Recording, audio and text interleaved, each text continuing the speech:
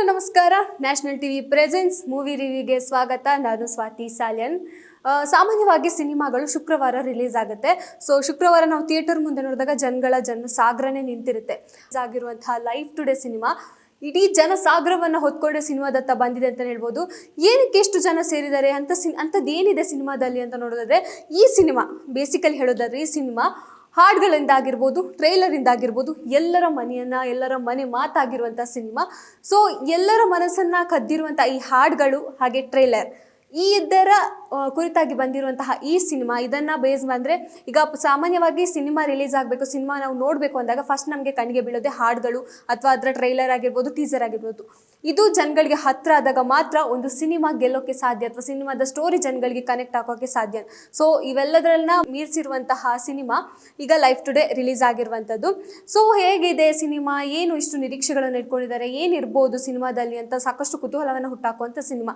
ಯಾಕಂದರೆ ಈ ಸಿನಿಮಾದ ಬರಹಗಾರರಾಗಿರುವಂತಹ ಕಿರಣ್ ಆದಿತ್ಯ ಆಗಿರ್ಬೋದು ಅಥವಾ ಪ್ರೊಡ್ಯೂಸರ್ಗಳಾಗಿರ್ಬೋದು, ಸೊ ಸಾಕಷ್ಟು ಒಂದು ಎಫರ್ಟ್ಸ್ ಆಗಿರುವಂಥ ಸಿನಿಮಾ. ಹೊಸೊಬ್ಬರ ಸಿನಿಮಾ ಅಂದಾಗ ನಮಗೆ ನಾರ್ಮಲಿ ಥಾಟ್ ಏನು ಬರುತ್ತೆ ಜನಗಳಿಗೆ, ಹೊಸೊಬ್ಬರ ಸಿನಿಮಾ ಏನು ಮಾಡ್ತಾರೆ, ಇದರಲ್ಲಿ ಏನು ಕಂಟೆಂಟ್ ಇರುತ್ತೆ, ಯಾವ ಕಂಟೆಂಟ್ ಬೇಸ್ ಮೇಲೆ ಮಾಡ್ತಾರೆ. ಈಗ ಲವ್ ಸ್ಟೋರಿ ಅಂದಮೇಲೆ ಎಲ್ಲ ಸಿನಿಮಾನು ಲವ್ ಸ್ಟೋರಿ ಬೇಸ್ ಮೇಲೆ ಹೋಗುತ್ತೆ, ಇವ್ರದ್ದು ಏನು ಡಿಫ್ರೆಂಟ್ ಆಗಿರುತ್ತೆ ಅನ್ನುವಂಥದ್ದು ಸಾಕಷ್ಟು ಪ್ರಶ್ನೆಗಳು ಬರುವಂಥದ್ದು.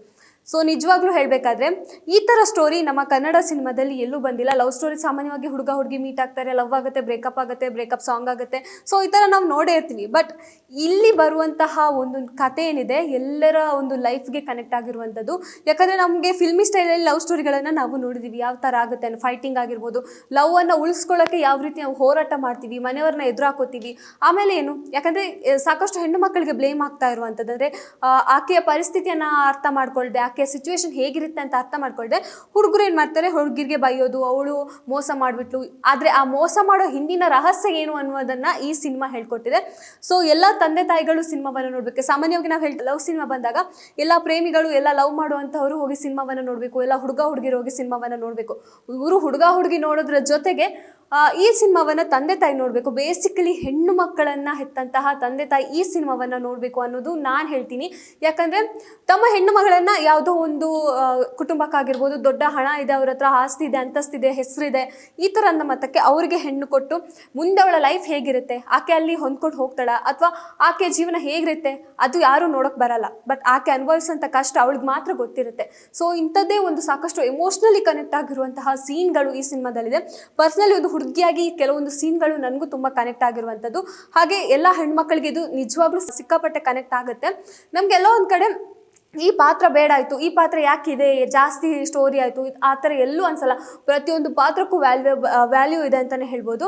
ಇನ್ನು ಪ್ರತಿಯೊಂದು ಅಲ್ಲಿ ಕಾಕ್ರೋಚ್ ಸುದ್ದಿಯವರ ನಟನೆ ಆಗಿರ್ಬೋದು, ಹಾಗೆ ಲೇಖಚಂದ್ರ ಅವರು ನಿಜವಾಗ್ಲೂ ತಿಂದು ಹಾಕಿದ್ದಾರೆ ಅಂತಲೇ ಹೇಳ್ಬೋದು. ಅವರ ನಟನೆ ಅಂತೂ ಸಿಕ್ಕಾಪಟ್ಟೆ ಚೆನ್ನಾಗಿರುವಂಥದ್ದು. ಹಾಗೆ ಬೇರೆ ಹೊರಗಡೆ ಏನಾದರೂ ಕೆಲವೊಂದು ಕಾಂಟ್ರವರ್ಸಿಗಳು ಇರ್ಬೋದು, ಬಟ್ ಅವರ 100% ಅವರ ಕೆಲಸಕ್ಕಾಗಿರ್ಬೋದು 100% ಕೊಟ್ಟಿದ್ದಾರೆ ಅಂತಲೇ ಹೇಳ್ಬೋದು. ಹಾಗೆ ಇದರಲ್ಲಿ ಬರುವಂತಹ ಕೆಲವೊಂದು ಸೆಕೆಂಡ್ ಹೀರೋಯಿನ್ ಪಾತ್ರ ಆಗಿರ್ಬೋದು, ಯುಕ್ತ ಅವರ ಪಾತ್ರ ಆಗಿರ್ಬೋದು, ಅದು ಕೂಡ ಅಷ್ಟೇ ತುಂಬ ಚೆನ್ನಾಗಿ ಮೂಡಿ ಬಂದಿದೆ. ಶಾರ್ಟ್ ಟೈಮಲ್ಲಿ ಎಲ್ಲರ ಒಂದು ಗಮನವನ್ನು ಅವ್ರ ಹತ್ರ ಮಾಡ್ಕೋತಾರೆ. ಯಾಕಂದರೆ ಅಂಥ ಒಂದು ಕ್ಯಾರೆಕ್ಟರ್ ಇರೋ ಹುಡುಗಿ ಬಗ್ಗೆ ನಾವು ಜಾಸ್ತಿ ಬ್ಲೇಮ್ ಮಾಡ್ತೀವಿ. ಆಕೆ ಬಟ್ಟೆ ಹಾಕಿರೋ ರೀತಿಯಲ್ಲಿ ಆಗಿರ್ಬೋದು ಅಥವಾ ಆಕೆ ನಡ್ಕೊಳ್ಳೋ ರೀತಿಯಲ್ಲಿ ಆಗಿರ್ಬೋದು ನಾವು ಬ್ಲೇಮ್ ಮಾಡ್ತೀವಿ. ಬಟ್ ನಿಜವಾಗ್ಲೂ ಆಕೆ ಮನಸ್ಸು ಎಂಥದ್ದು, ಅವಳು ಯಾಕೆ ಆ ಥರ ಮಾಡ್ತಾಳೆ ಅನ್ನೋ ಒಂದು ನಿಜವಾದ ಒಂದು ಸ್ಟೋರಿಯನ್ನು ಈ ಸಿನಿಮಾದಲ್ಲಿ ಹೇಳ್ಕೊಟ್ಟಿದ್ದಾರೆ. ಹಾಗೆ ಇಡೀ ಓವರ್ ಆಲ್ ಸಿನಿಮಾವನ್ನು ನೋಡಿದಾಗ ನಿಜವಾಗ್ಲೂ ಎಲ್ಲರಿಗೂ ಸಿಕ್ಕಾಪಟ್ಟೆ ಕನೆಕ್ಟ್ ಆಗುತ್ತೆ ಅಂತಲೇ ಹೇಳ್ಬೋದು. ಜಾಸ್ತಿ ಹೇಳ್ತಾರಲ್ಲ ಹುಡುಗಿರು ಮೋಸ ಮಾಡ್ತಾರೆ, ನಿಜವಾಗ್ಲೂ ಯಾಕೆ ಮೋಸ ಮಾಡ್ತಾರೆ, ಮೋಸದ ಹಿಂದಿನ ಒಂದು ನಿಜವಾದ ಘಟನೆ ಏನು, ಅವರು ಅಂದರೆ ನಮ್ಗೆ ಕಾಣೋದೇನು, ನಾವು ಮೋಸ ಮಾಡ್ತಿದ್ವಿ, ಹುಡುಗಿರು ನನ್ನನ್ನು ಮರ್ತು ಬಿಡೋ ಅನ್ನೋ ಹೇಳೋದು ಮಾತ್ರ ಕೇಳ್ತಾರೆ. ಬಟ್ ಅದು ಮರ್ತು ಬಿಡೋ ಅನ್ನೋ ಹಿಂದೆ ಏನು ಸ್ಟೋರಿ ಇದೆ ಅನ್ನುವಂಥದ್ದು ಈ ಸಿನಿಮಾದಲ್ಲಿ ತೋರಿಸ್ತಿದ್ದಾರೆ ಅಂತಲೇ ಹೇಳ್ಬೋದು. ಸೊ ನಿಜವಾಗ್ಲೂ ಎಲ್ಲರಿಗೂ ಕನೆಕ್ಟ್ ಆಗಿರುವಂಥ ಸಿನಿಮಾ. ಸೊ ಇಡೀ ಚಿತ್ರತಂಡ ಆಗಿರ್ಬೋದು, ಹೊಸೊಬ್ಬರ ಚಿತ್ರ ಅಂತ ನಮಗೆಲ್ಲೂ ಅನ್ಸಲ್ಲ. ಹೊಸೊಬ್ಬರ ಚಿತ್ರ ಅದು ಸಾಕಷ್ಟು ಒಂದು ನಿರೀಕ್ಷೆಗಳನ್ನು ನಾವು ಇಟ್ಕೊಂಡು ಹೋಗ್ಬೋದು. ಒಂದು ಸತಿ ನೀವು ಕೊಟ್ಟಂಥ ಹಣಕ್ಕೆ ಯಾವುದೇ ಮೋಸ ಆಗಲ್ಲ ಅಂತಲೇ ಹೇಳ್ಬೋದು. ಸೊ ಇನ್ನೇನು ವೀಕೆಂಡ್ ಬಂತು, ಸಿಕ್ಕಾಪಟ್ಟೆ ಜನರು ಎಕ್ಸೈಟ್ಮೆಂಟಲ್ಲಿ ಕಾಯ್ತಿರುವಂಥ ಸಿನಿಮಾಗಳಿಗೆ ಲೈಫ್ ಟುಡೇ ಒಂದು ಕೂಡ ಸೇರ್ಕೋತಿದೆ. ಇನ್ಯಾಕೆ ತಡ ಮಾಡ್ತಿದ್ದಾರೆ, ನಿಮ್ಮ ತಂದೆ ತಾಯಿ ಆಗಿರ್ಬೋದು, ನಿಮ್ಮ ಫ್ಯಾಮಿಲಿ ಜೊತೆ ಕೂತ್ಕೊಂಡು ಹೋಗಿ ಸಿನಿಮಾವನ್ನು ನೋಡಿ. ಎಲ್ರಿಗೂ ಒಂಥರ ಅವರ ಲೈಫಲ್ಲಿ ಆಗಿರುವಂತಹ ಕೆಲವೊಂದು ಮೂಮೆಂಟ್ಗಳು, ಕೆಲವೊಂದು ಸಿಚುವೇಶನ್ಗಳು, ಹಾಗೆ ಅವರ ಲೈಫಲ್ಲಿ ಆಗಿರುವಂಥ ಕೆಲವೊಂದು ಪುಟ್ಟ ಲವ್ ಸ್ಟೋರಿ, ಕ್ಯೂಟ್ ಲವ್ ಸ್ಟೋರಿಗಳು ಕೂಡ ಇದರಲ್ಲಿ ಕನೆಕ್ಟ್ ಆಗುತ್ತೆ. ಸೊ ಹಾಗಾಗಿ ಯಾರೆಲ್ಲ ಕೂಡ ಈ ವೀಕೆಂಡ್ ಬರ್ತಾ ಇದೆ ಮಿಸ್ ಮಾಡ್ಕೋಬೇಡಿ. ಯಾವುದಾದ್ರೂ ಒಳ್ಳೆ ಸಿನಿಮಾ ಬೇಕು ಅಂತ ನೋಡ್ತಾ ಇದ್ರೆ ಲೈಫ್ ಟುಡೇ ಸಿನಿಮಾವನ್ನು ನೋಡಿ.